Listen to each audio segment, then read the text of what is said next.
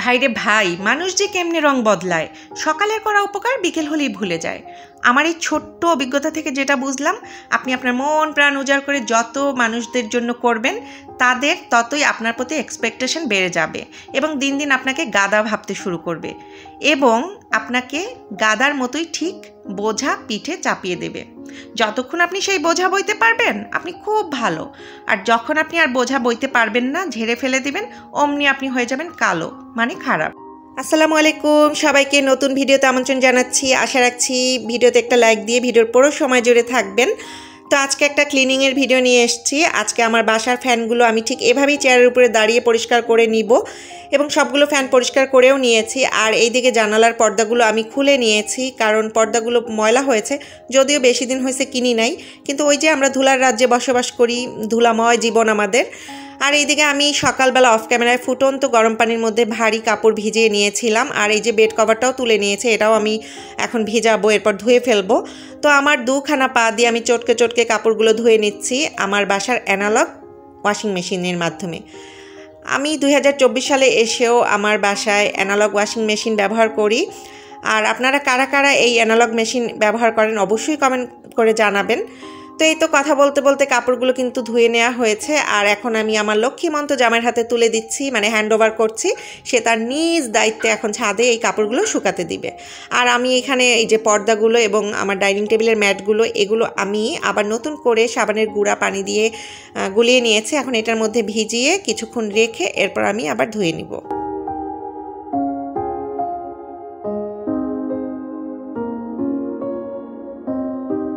সারাদিন শরীরের উপর থেকে অনেক বেশি ধকল গেছে, দেখতেই পেয়েছেন। অনেক অনেক কাজ করেছি, যদিও সব কিছু কিন্তু ক্যামেরাবন্দি করতে পারি নাই। তো সন্ধ্যার পরে একটু বাইরে বের হলাম। আমাদের এখানে বৃক্ষ মেলা শুরু হয়ে গিয়েছে। তো আমাদের বাসার পাশে উপজেলাতে আমরা চলে এসেছি। আর বাসায় এত বেশি গরম লাগছিল, মানে লোডশেডিং চলছে। তো সব কিছু মিলায় ভাবলাম যে যাই একটু হেঁটে দেখে আসি। আর মেলাটা 2 দিন থাকবে, তো আমি আসলে দিনের বেলা তো ওই যে সুযোগ পাইনি, তো এর জন্যই সন্ধ্যার পরে আসলাম।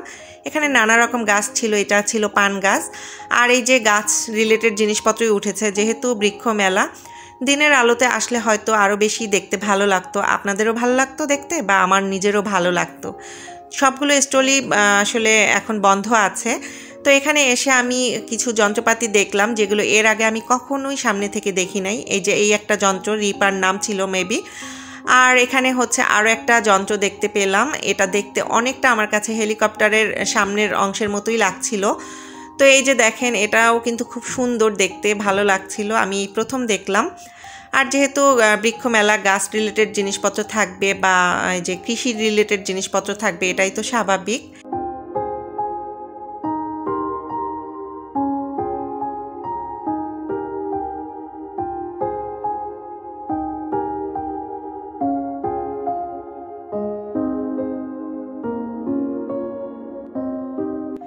স্টলের ভেতরেও কিছু গাছ সেভ করে রাখা হয়েছে, আবার এই সাইডটাও অনেক গাছ রাখা হয়েছে। আর আমরাই যে শুধু সন্ধ্যার পরে এসেছি তা কিন্তু না, সন্ধ্যার পরে অনেকেই এসেছিলেন গাছ নিতে। এই যে ভদ্রমহিলা দেখতে পাচ্ছেন, উনি প্রায় 3-4টা বড় বড় কি যেন ফলের গাছ নিয়েছিলেন। আর আমি যেহেতু এসেছি 1-2টা গাছ নেব না তা কি হয়? তো এত এত গাছের মধ্যে আমি আমার পছন্দ মতো 2টা গাছ নিলাম। অনেক গাছ উঠেছে ঠিকই, আসলে এত গাছ নিয়ে রাখবো বা কোথায়, যেহেতু বাসায় তো টুকটুক করে কিছু গাছ লাগিয়েছি, তো এর জন্য আমি 2টা গাছ নিলাম। আর এখন আমরা 3 মা মেয়ে মিলে চলে যাচ্ছি এখান থেকে।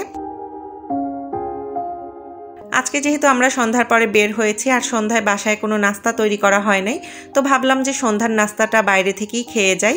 তো এখানে আমি 2 প্লেট ফুচকা অর্ডার করেছি। এই ফুচকা কোনো এক সময় আমার এত প্রিয় ছিল যে বাইরে বের হলে ফুচকা না খেলে মানে বাইরে বের হওয়াটাই বৃথা মনে হতো, এরকম একটা ব্যাপার ছিল। কিন্তু দিন দিন রুচির পরিবর্তন হয়েছে, ফুচকা এখন আর ভালোই লাগে না আমার কাছে। কিন্তু আমার মেয়ে আনুষার ভীষণ পছন্দের, ও কিন্তু বের হলে ফুচকা ডিমান্ড করে বা প্রায় সময় খেয়েও থাকে। তো এখানে আমার মেয়ের জন্য 1 প্লেট নিয়েছি, আর আমার আম্মার জন্য 1 প্লেট নিয়েছি। তো আমরা এখন মা মেয়ে শেয়ার করে খাচ্ছিলাম। আর এই দোকানের ফুচকাটা কিন্তু বেশ মজার, যদিও আমার কাছে ফুচকা অত বেশি ভালো লাগে না এখন আর। ফুচকার দোকান থেকে বের হয়ে আমরা আইসক্রিমের দোকানে চলে এসেছি। অনেক বেশি গরম লাগছিল, তো এখানে 3টা চকবার নিয়েছি। আর এই আইসক্রিম আমার আম্মা আমাদেরকে কিনে দিয়েছে।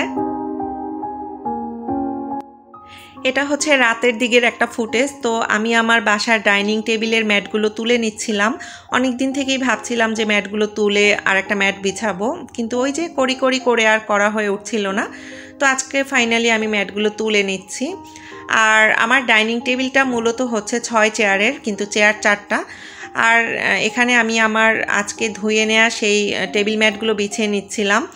তো এই ম্যাটগুলো কিন্তু আমার ভীষণ পছন্দের। আর আমি কিন্তু ম্যাটগুলো বিছানোর আগে টেবিল যে কভারটা সেটা খুব সুন্দরভাবে ক্লিন করে নিয়েছি। এরপর আমি ম্যাটগুলো এক এক করে বিছিয়ে নিয়েছি।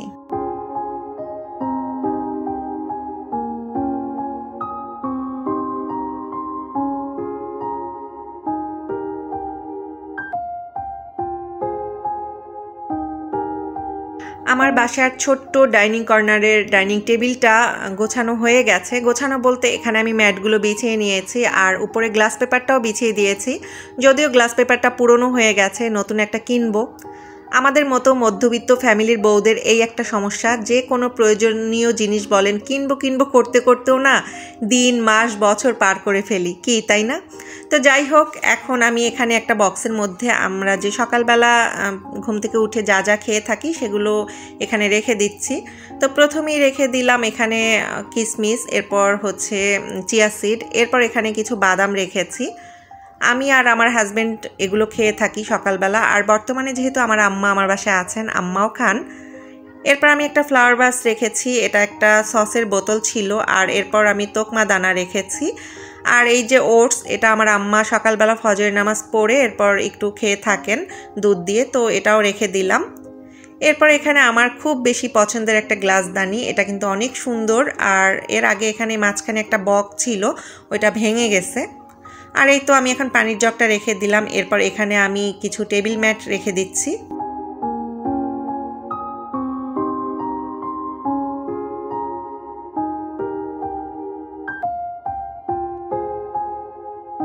আমার বাসার ছোট্ট ডাইনিং কর্নারের ডাইনিং টেবিলটা সাজানো কেমন হয়েছে অবশ্যই কমেন্ট করে জানাবেন। আর ভিডিওতে একটা মনে করে লাইক দিবেন। সবাই ভালো থাকবেন। আল্লাহ হাফেজ।